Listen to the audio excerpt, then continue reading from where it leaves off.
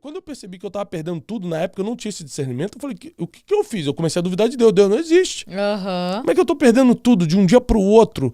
Aí os amigos começaram a desaparecer. Eu basicamente fui expulso de quase todos os lugares que eu frequentava, até a própria igreja que eu frequentava na época. Nossa. Né? Foi uma coisa muito estranha. Comecei a ser caluniado, perseguido, processado. Tive que ir a mais de 40 audiências. Eu nunca na minha vida tinha entrado no tribunal, mais de 40 audiências. E era muita injustiça, muita coisa.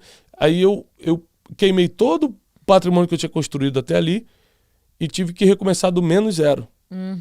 Então, isso você tinha quantos anos? Eu tinha 30 anos, 32 anos. Olha aí, gente. 32 anos. E tem um monte de gente achando que tá velha pra começar alguma coisa, pra fazer alguma coisa. O Thiago Brunet, que as pessoas conhecem, pelo menos que algumas pessoas conhecem, ele começou dos 33 por 34 anos. Olha só. Antes dos 33, 34 anos, eu não tinha ideia do meu propósito. Eu vivia sobrevivendo. Eu vou ali, vou fazer o que... Atenção, Brasil! Atenção para este momento. Porque é tão importante você falar isso, sabe, Thiago?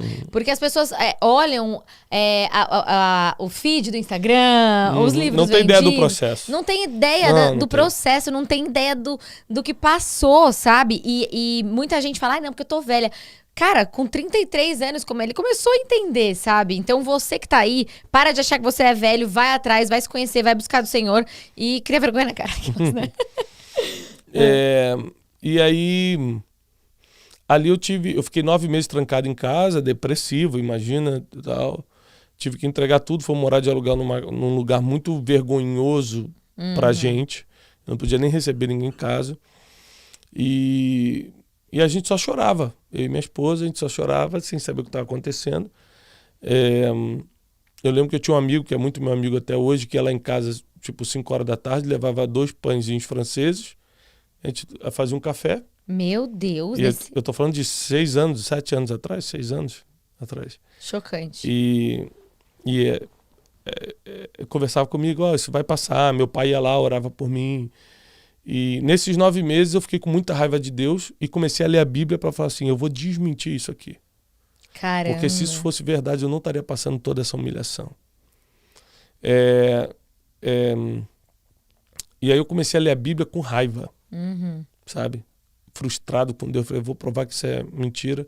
E cada vez que eu lia a Bíblia, e eu lia assim muito, não tinha nada para fazer, né? Ficou 9 eu lia meses. muitos capítulos por dia. E aí eu começava a ser confrontado, mas isso aqui eu nunca fiz. Mas isso aqui eu nunca tinha visto. Mas isso aqui eu nunca pratiquei. Aí eu fui entendendo que a vida que eu levava era uma vida de doutrina e religião, não era uma vida de prática de princípios. Por isso que hoje eu prego muito sobre princípios, que eu entendi que o que me fez viver as maiores decepções e perdas da minha vida foi quebrar princípios, porque seguir a religião eu sempre segui. Entendi. Então, a gente quer botar a culpa em Deus em coisas que, na verdade, a gente não fez, deixou de fazer. Então, eu comecei... Salmos começou a fazer sentido para mim. Você vê um homem poderoso como Davi orando, Senhor, eu queria ter asas para voar como uma pomba e desaparecer. Senhor, minha alma está na angústia, meus inimigos me perseguem sem causa. Você não consegue imaginar um homem tão poderoso como Davi, segundo o coração de Deus, falando isso, até você passar. Quando você passa, você fala, opa, eu tô me identificando com isso aqui. Provérbios começou a fazer sentido. Eu falei, caramba, eu quebrei por um monte de princípio que está em Provérbios e eu não pratiquei. Então, naquele momento, sem perceber, Deus estava me formando um comunicador, um pregador. Porque começou a entrar, debaixo de uma experiência de dor, um propósito muito grande. E eu lembro que eu me ajoelhei e falei, Deus, se você me levantar, ninguém que passar pela minha vida vai sofrer o que eu sofri. Eu vou ensinar essas pessoas a não passarem pelo que eu passei. Por isso que hoje eu falo muito de vida emocional, vida financeira, porque foi o que mais me machucou. Né? E de espiritualidade, porque eu duvidei de Deus. Né? Então,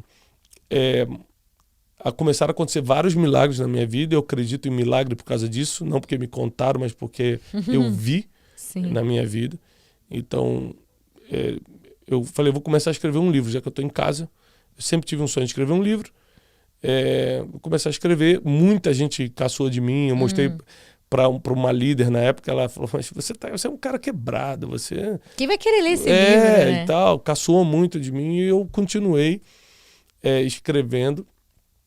e mandei para o Dr. Augusto Cury o que eu tinha conhecido ele na época da época empresa. das viagens, né? Mandei para ele, ele me chamou para casa dele, fiquei 3 dias na cidade dele lá, e ele leu e falou, olha, tá ruim, mas você tem muito talento, você nasceu para isso aqui. Eu vou te ajudar, escreve que eu vou te ajudar. Eu escrevi, ele fez a indicação de contracapa do livro, me ajudou a construir a ideia de escritor que eu sou hoje.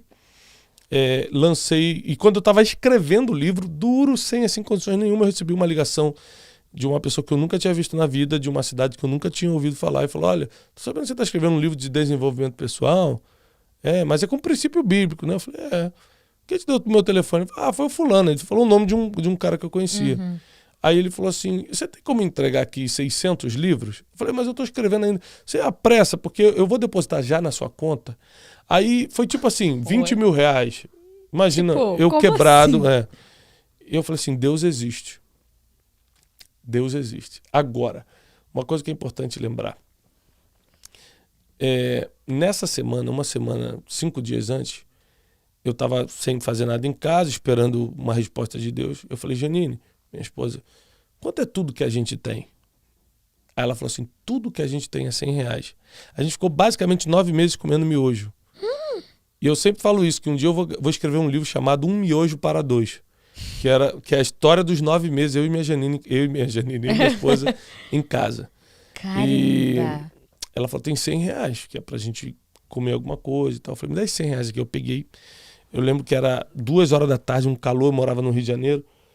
Fui andando pela rua e a primeira igreja que eu vi aberta eu entrei. Tem pouquíssimas igrejas abertas para quem realmente está desesperado, tá? Porque não tem hora para você querer se matar, não tem hora para você estar em depressão e tal. Então, eu entrei numa igreja que estava aberta, tinha 7, 8 pessoas. Uhum. E o pastor que estava falando falou assim, eu fui criado na igreja, mas eu entrei na igreja com raiva, com 100 reais no bolso. O pastor que estava falando assim, olha, eu entrei na hora da oferta. Nossa. Ele falou, talvez tudo que você tenha seja 100 reais. Aí eu falei assim, cara, esse cara não vai conseguir me enganar. Eu sou nascido na igreja, já conheço tudo isso. Se 100 reais é tudo que eu tenho. Aí ele falou assim, mas eu tenho certeza que você não quer trazer porque você acha que vai perder. Por que você, de uma vez por todas, não desacredita a Deus? Dá o dinheiro e fala assim, se Deus não fizer nada, a partir de hoje eu não acredito mais. Eu falei, tudo que eu preciso. Eu tava doido pra desacreditar. Você tava doido pra provar, né? Eu falei, tá bom, é isso mesmo. Ele tava pregando, mas eu tava, é pra mim, né? Uhum. Peguei os 100 reais e levei. Aí ele pegou minha mão. Falou assim, daqui a 1 semana você vai voltar pra dar o seu testemunho. Aí eu falei assim, tá bom. Nossa, que revelação do Espírito. 5 dias depois eu recebi essa ligação, comprando 600 livros que eu nem tinha escrito, acabei de escrever errado, rápido. Ele depositou na minha conta 1 dia depois, sem eu ter entregue os livros. E eu falei, era um grande sinal. Caramba. Então hoje eu sou um cara generoso com tudo que Deus me pede, porque eu vi que Deus honra a generosidade. Hoje eu sou um cara que acredita em milagre, em palavras proféticas. Eu acredito em você ajudar o próximo. Eu acredito no poder da educação, porque a educação me levantou. Nessa época eu comecei a estudar, estudei o coach, estudei tanta coisa que me ajudou. Tudo vem de Deus, todo conhecimento vem de Deus. Muita gente fala assim, mas isso aí é para centrar no homem. Centrar o quê no homem se tudo vem de Deus, gente? Não tem jeito. O médico que está lá, que tudo vem de Deus, não tem jeito. Exatamente. Entendeu? Tudo vem de Deus e tudo volta para Ele. Nós temos emprestado, né? A gente está passando por um tempo todo conhecimento, seja ele qual for, tudo vem com a bênção e com a permissão de Deus, tudo sai dele. Então, eu aprendi muito nessa época a ser dependente de Deus, e nessa época eu estudei a Bíblia de verdade. Que demais. Então, um amigo me ligou e falou assim, Thiago, você está muito mal ainda, né? Eu falei, cara, tô mal. Ele falou assim, vamos numa conferência, você precisa escutar a palavra, cara, e tal. Eu tava já 9 meses sem igreja nenhuma. Eu falei, vamos. Mas aonde? Ele falou, no sul. Eu falei, não tem como ir. Aí eu falei, pega o cartão emprestado com alguém e a gente divide o quarto e tal. Aí eu peguei 520 reais ou 530 reais emprestado no cartão de um amigo, parcelei e fui lá pro sul assistir a conferência. Assisti sexta, assisti sábado. De sábado para domingo eu estava dividindo o quarto com um amigo, que é muito meu amigo até hoje, o Salles. E o Salles ronca muito dormindo. Ronca demais. Eu não estava conseguindo dormir.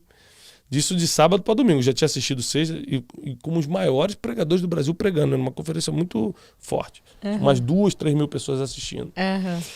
E eu dividi no quarto, ele pagando o hotel pra mim, e eu dividi a passagem pra ir no cartão e tal. Ele não tava conseguindo dormir porque ele tava roncando demais. Eu acordei e comecei a notar coisas que Deus estava me falando. Pela primeira vez eu achei a palavra inteligência na Bíblia. Eu nunca tinha reparado que a palavra inteligência aparece várias vezes na Bíblia.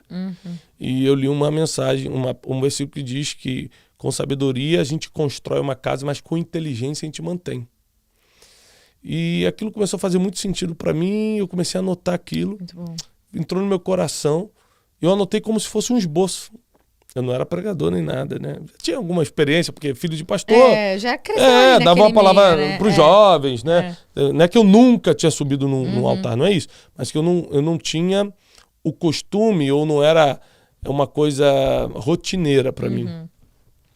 E aí, no domingo de manhã, sexta, sábado, no domingo de manhã, que era o encerramento da conferência, o preletor principal, o voo não pousou.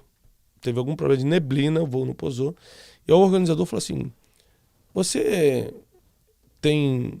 aquele livro que você está escrevendo tá aí? Eu falei, a gente buscou na gráfica. Ele falou assim, faz o seguinte, dá uma enrolada de 20 minutos lá, porque enquanto o cara pousa para te trazer ele para cá. Aí fala alguma coisa aí. Do seu livro, né? De qualquer coisa. Fala qualquer coisa. Eu peguei e falei o que Deus tinha me dado na madrugada. Falei sobre inteligência. E ele me deu 20 minutos, eu entreguei a palavra em 19 minutos. Esses 19 minutos mudaram a minha vida, porque quando eu desci, eu tinha 72 convites, 72 em um dia, para começar a viajar ao Brasil e levar esse tipo de mensagem. E o que você pregou, Jesus amado? Aquelas, o que você fala? Tá no YouTube até hoje essa mensagem. Que legal. Tá no YouTube até hoje. E eu falei sobre você usar... basicamente eu falei que a fé resolve o impossível e o possível é a função da sua inteligência. Não adianta você pedir coisas para Deus que você tem que fazer. Muito bom. Entendeu? Deus, ele pensa em você, mas não pensa por você. Uau. Então tem coisas que você tem que pensar, você tem que fazer, né? Jesus pode te perdoar, mas ele não pode perdoar por você. Você vai ter que passar pela vergonha, pela humilhação ou pela força de vontade de pedir perdão. Sim. E inclusive é uma das condicionais mais sérias da Bíblia. Jesus falou, se você não perdoar, eu também não te perdoo. É duro, mas está escrito. Então, o perdão é uma condicional muito séria na Bíblia. Sim. E aí, aquilo mudou minha vida. Eu comecei a viajar a vários lugares. Que demais. E com esse livrinho, debaixo do braço, Janine e eu. Janine ficava no telefone, atendendo as chamadas do Brasil todo. E falava, ele pode levar os livros? Pode. Falei, Thiago, aqui é 100 livros. Botava na mala e não sei o quê.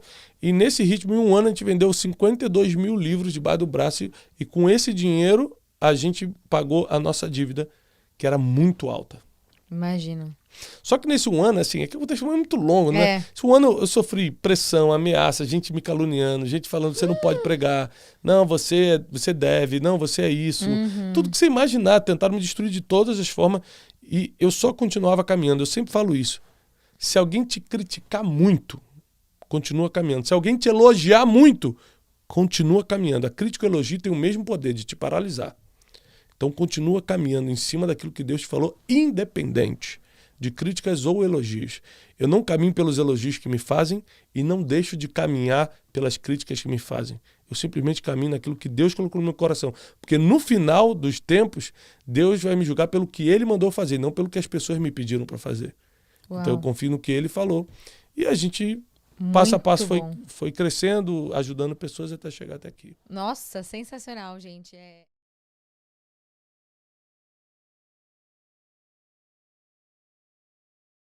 Muito bom esse trecho, né? Você não imagina como tá o episódio inteiro. Então clica aqui para você assistir e não esquece de se inscrever e deixar seu like.